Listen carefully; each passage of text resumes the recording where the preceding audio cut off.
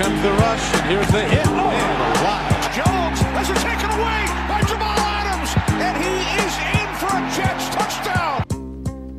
What's going on, guys? My name is Shane Hewitt. This is the Polecat Football Podcast covering the New York Jets, and this is your first quarter.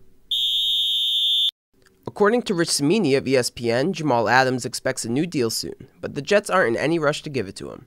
This is smart because the Jets have Adams locked up for the next few years. Has Adams outplayed his contract? There's no doubt about that.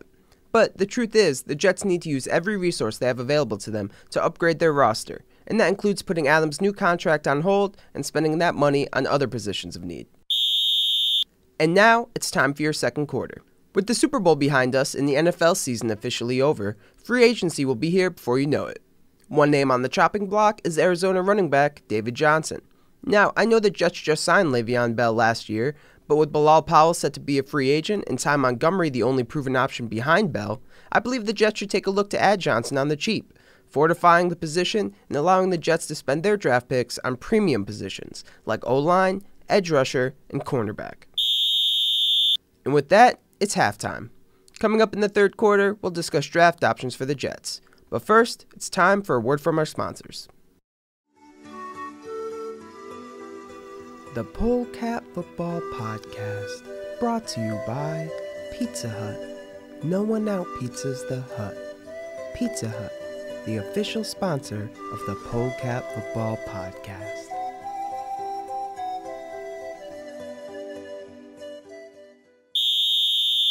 We're back at the Polecat Football Podcast, and it's time for the third quarter.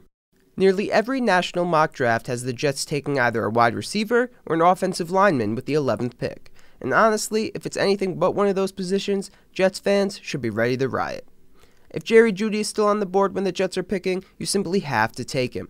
Outside of that, there are receivers to be had throughout the draft, and it's no secret that for both Darnold and Bell to succeed, the Jets need to upgrade that O-line. And with that whistle, it's now the fourth quarter.